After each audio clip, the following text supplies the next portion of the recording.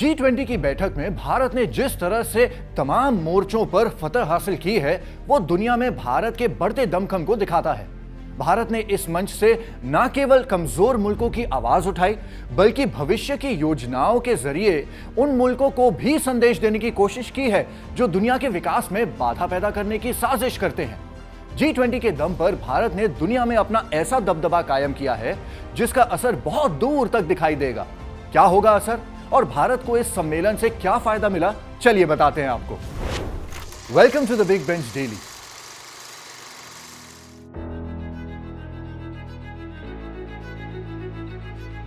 G20 का आयोजन भारत ने भव्य तरीके से किया।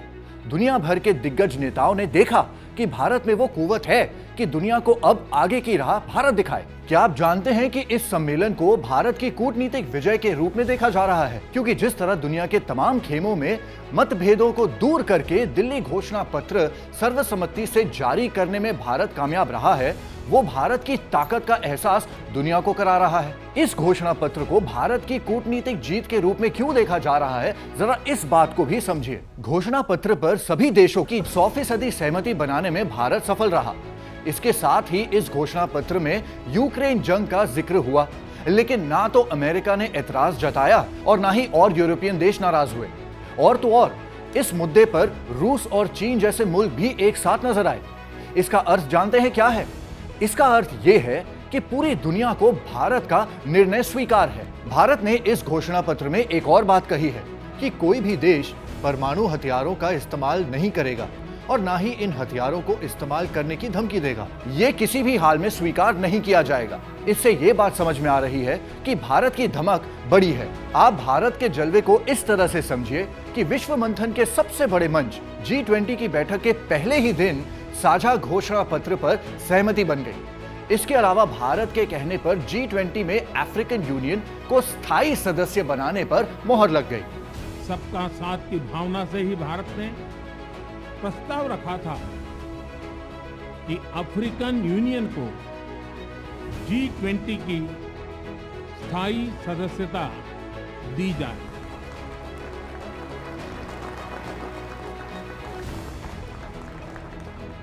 G20 में अफ्रीकन यूनियन के शामिल होने से ये और मजबूत और बड़ा हो गया है, क्योंकि अफ्रीकन यूनियन 55 देशों का ऐसा संघ है जिसमें दुनिया की करीब 18% आबादी रहती है। ये विश्व का करीब 20% लैंड एरिया है, जिसकी अर्थव्यवस्था $60 ट्रिलियन से ज्यादा की है। भारत की अगुवाई में अफ्रीकन यूनियन का शामिल होना भारत को न सिर्फ एक सशक्त राष्ट्र बनाता है, बल्कि पीएम मोदी की छवि को भी वैश्विक बनाने वाला है। इसके अलावा G20 सम्मेलन में भारत, सऊदी अरब, अमेरिका और यूरोप को जोड़ने वाले रेल लिंक प्रोजेक्ट पर सहमति बनी है।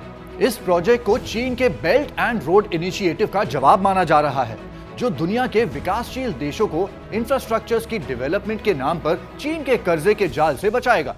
यह जाहिर तौर पर चीन को चुभेगा। प्रधानमंत्री मोदी ने ग्लोबल बायोफ्यूल अलायंस बनाने का भी ऐलान किया है। इस गठबंधन में भारत, ब्राजील और अमेरिका जैसे देश शामिल हैं। इस गठबंधन के जरिए रिन्यूएबल एनर्जी को बढ़ावा दिया जाएगा और कार्बन उत्सर्जन को जीरो करने में काफी मदद मिलेगी। एक बात और, दुनिया की जीडीपी में 85% हिस्सा G20 देशों का ही है और दुनिया के व्यापार में 75% की हिस्सेदारी भी इन्हीं की है। इस सम्मेलन के बाद भारत में निवेश के अवसर खुलेंगे और भारत की आर्थिक व्यवस्था मजबूत होगी। अब द बिग बेंच पर बैठकर सोचने वाली बात यह है कि पीएम मोदी ने अपनी कूटनीति से पूरी दुनिया को भारत के सामने झुकने के लिए मजबूर कर दिया है। सच ही कहा है किसी ने, झुकती है दुनिया, झुकाने वाला चाहिए। इस टॉपिक पर आपके क्या थॉट्स हैं, हमें कमेंट सेक्शन में प्लीज जरूर बताइए। और ऐसे और इंटरेस्टिंग वीडियोस देखने के लिए देखते रहिए द बिग बेंच, बैठ के सोच।